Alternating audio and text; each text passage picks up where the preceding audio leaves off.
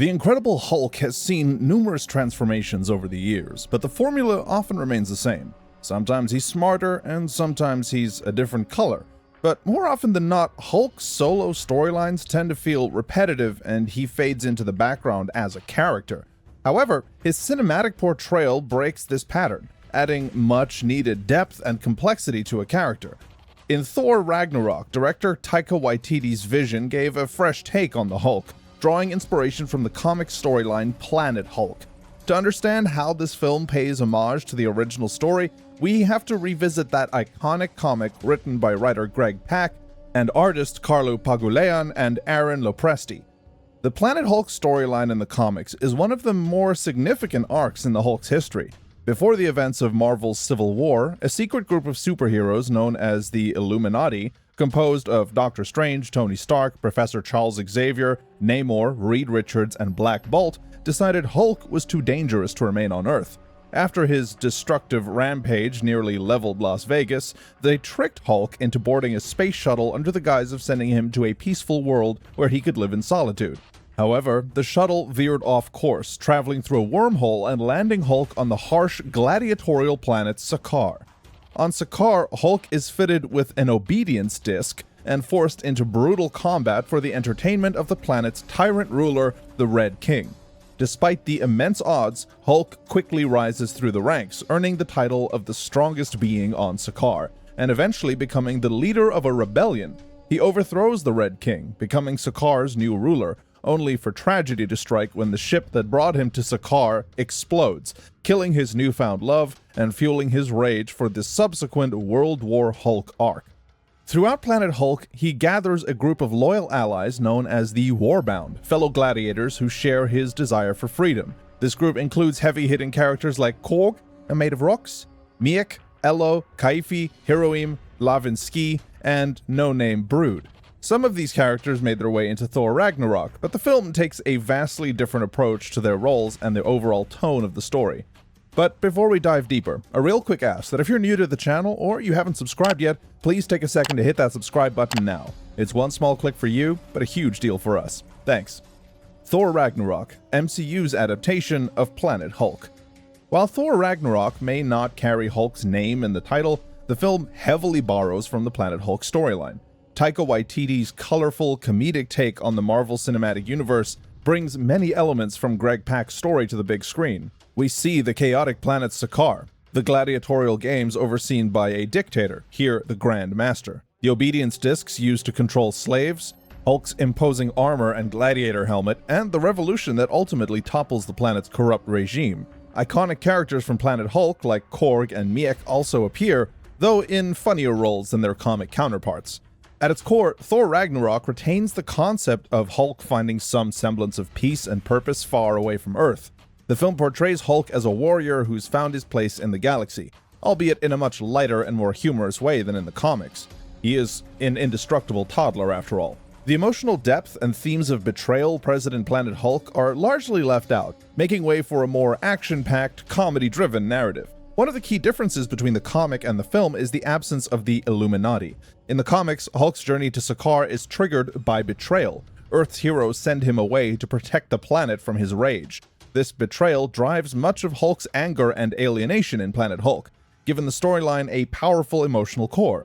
In Ragnarok, Hulk's journey is less about betrayal and more about his chance to escape Earth's conflicts and carve out a new identity in the far reaches of the galaxy.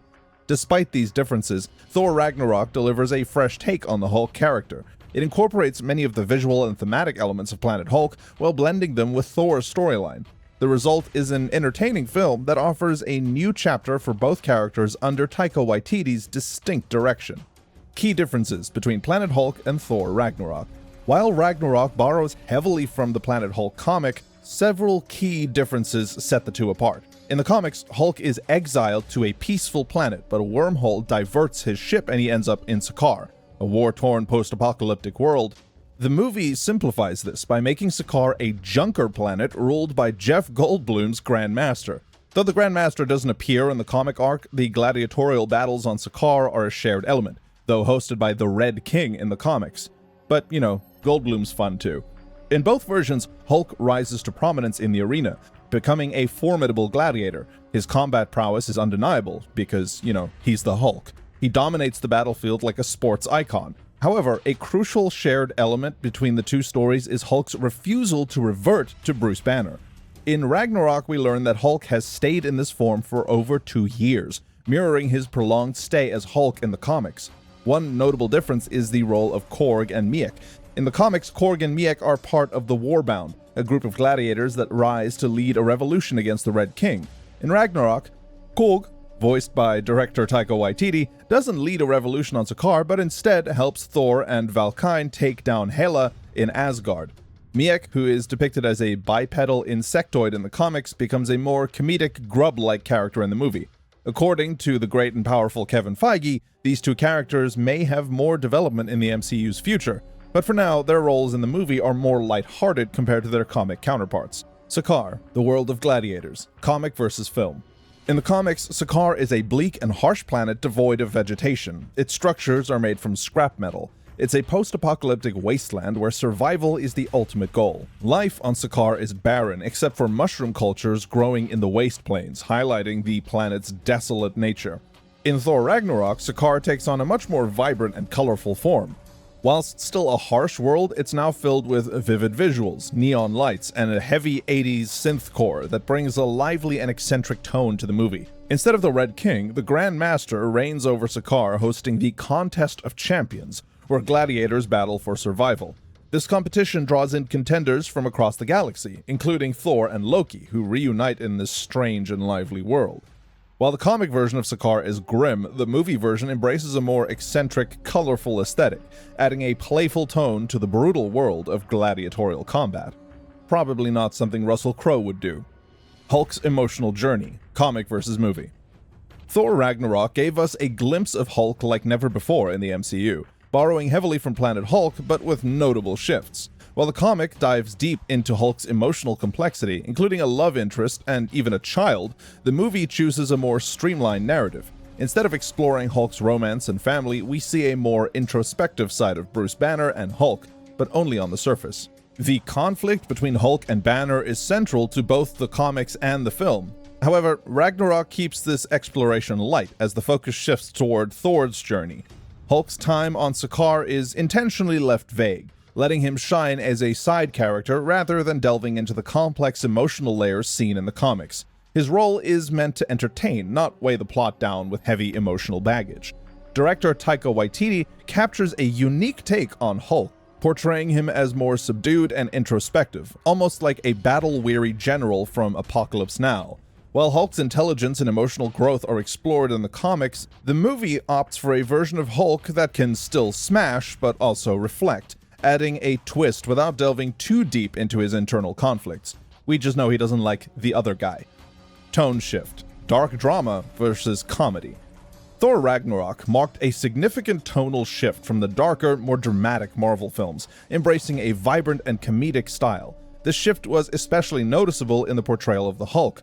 Traditionally seen as a tragic figure, the filmmakers injected humor into his character, aligning him with the film's lighthearted and adventurous tone, which seems to happen any time an MCU character leaves Earth.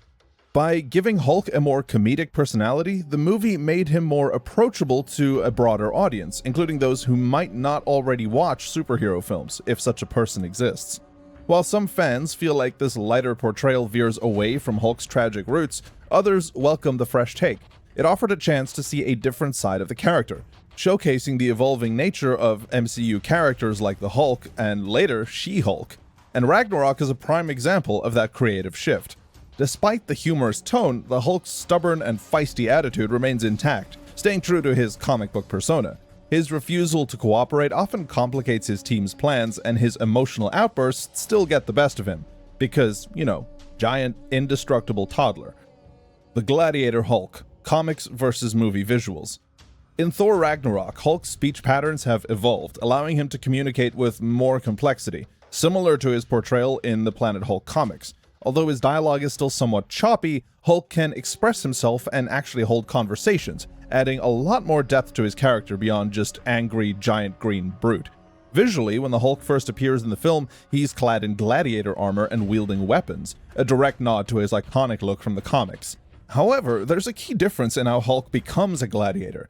In the comics, he's forced into the role by his captors, which heightens his rage and sets the stage for his eventual rebellion. In Ragnarok, while he still fights in the arena, the circumstances feel a lot less forced, allowing for a more humorous and lighthearted tone compared to the darker, rage-fueled comic storyline. Why Planet Hulk wasn't fully adapted in the MCU? While Thor Ragnarok offered fans a taste of Planet Hulk, it was far from a full adaptation of the iconic storyline. Like many MCU films, Ragnarok drew from various comic sources, weaving together elements from different stories. For Hulk fans, however, this meant that Planet Hulk, one of the most beloved arcs, was only partially realized, and in someone else's movie. In the original comic, Hulk is exiled to an alien planet where he rises through the ranks as a gladiator, eventually leading a rebellion and becoming that planet's ruler. The story was rich with character development and emotional depth, showcasing Hulk's rage, obviously, resilience, and leadership of all things. Unfortunately, due to Marvel Studios' limitations in making solo Hulk films, a proper Planet Hulk movie never materialized. Instead, Ragnarok turned Hulk's Planet Hulk arc into a subplot within Thor's larger narrative, something that annoyed a lot of fans. While we did see Hulk as a gladiator on Sakaar, his role in the film served primarily to complement Thor's journey. Key elements from the comic, like Hulk's rebellion and the emotional weight of his story, were stripped away to make space for the film's lighter, more comedic tone. Although we do later see his son in a cutaway, so who knows. Rather than being a forced fighter and a weary general, in Ragnarok, Hulk seems to be more like a sports icon who enjoys the attention and, gets to smash for fun. The point of this is to not weigh down the story with the Hulk's baggage too much so that the movie can focus on Thor's development rather than the Hulk's deep emotional arc. Ultimately, Hulk's presence in Thor Ragnarok is a fascinating anomaly. The film borrowed from Planet Hulk, but only for Thor's storyline. Fans hoping for a true Planet Hulk adaptation may have to keep waiting, as studio politics and narrative choices continue to push Hulk's most compelling stories into the background. Did Thor Ragnarok do justice to Planet Hulk? The question of whether Planet Hulk was properly honored in Ragnarok has divided fans. Some believe that Marvel took creative liberties that ultimately ruined the original storyline, while others appreciated the fresh approach that integrated the Hulk into the broader MCU. The film's decision to lighten the tone and focus on Thor's adventure rather than Hulk's emotional journey led to mixed reactions, especially considering we haven't had a Mark Ruffalo solo Hulk film. For the fans of the comics, Planet Hulk is a rich storyline with depth, seriousness, and character development, elements that were downplayed a lot in Ragnarok.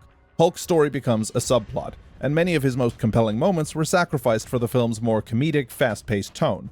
On the flip side, many fans enjoyed the new direction. They appreciated how Ragnarok merged two beloved storylines, Planet Hulk and Thor's own arc, into one entertaining film. The MCU has always taken liberties when adapting its comic source material, often combining stories or reworking them to fit within the evolving universe.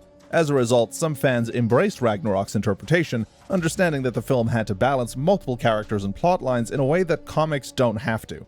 Ultimately, the movie left out some of the more Hulk-centric aspects, but its combination with Thor's story was successful for many. The film remains one of the MCU's most well-received entries. In the end, whether Thor Ragnarok did Planet Hulk justice depends on your perspective. While some fans may lament the missed opportunity for a deeper Hulk storyline, others applaud the creative choices that made Ragnarok a unique and highly enjoyable entry into the MCU. But hey, that's just our take. What do you think? Did Ragnarok ruin Planet Hulk for the MCU? Or was this new direction a nice way to keep the Hulk involved in the MCU? Let us know in the comments down below, and don't forget to hit that subscribe button so you don't miss any of these comic book deep dives. Let us know what you want to see next, and thanks for watching.